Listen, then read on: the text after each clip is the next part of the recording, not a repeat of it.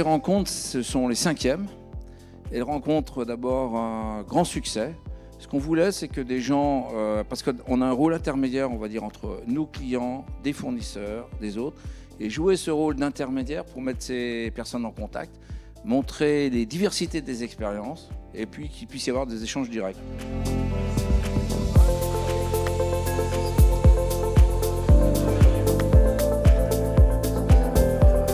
On a des besoins de sécurité, il faut les prendre en considération. On a des besoins d'environnement, on voudrait avoir des matériels électriques, prenez-les en considération parce que nos demandes, elles seront là. Donc on veut que ça se termine par des investissements, par des expériences communes, parce que chaque expérience fait progresser.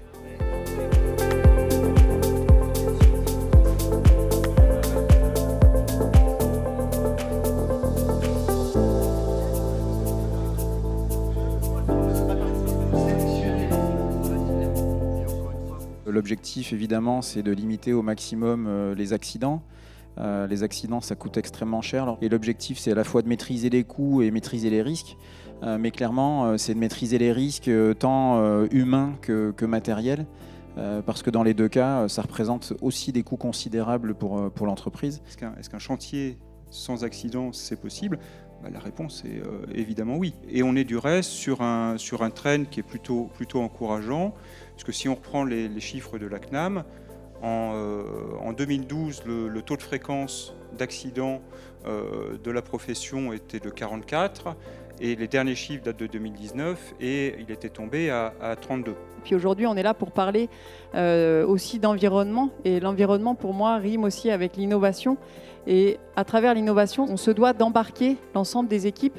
Et pour embarquer les équipes, il y a un volet formation. Et donc, on doit faire monter en compétences l'ensemble des collaborateurs. Ça représente 22 000 collaborateurs chez Bouygues Energies et Services.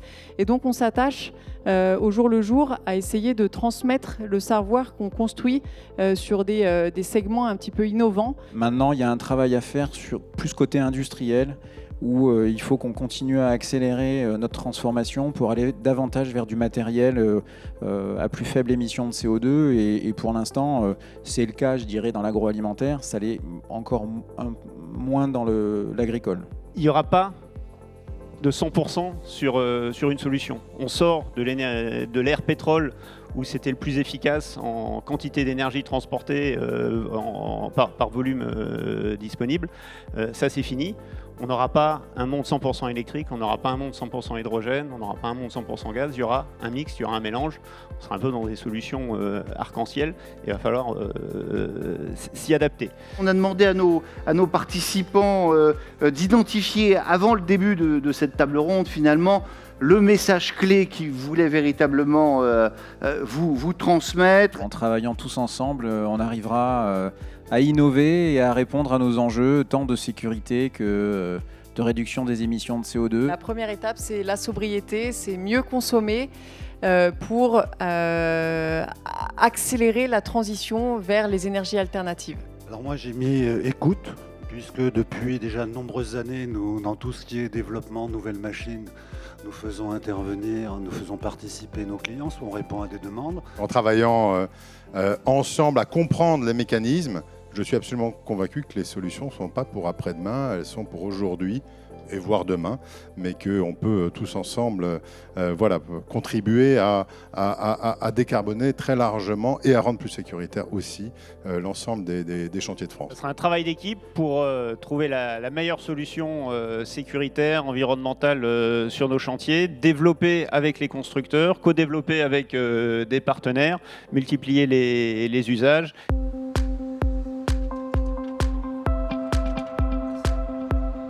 C'est notre première fois et c'est avec grand plaisir. Le temps est parfait et l'endroit est magnifique. Il est important pour moi de participer à ces rencontres parce que ça me permet de voir, le matériel innovant d'un point de vue sécurité, mais aussi pour l'environnement par rapport à ma fonction.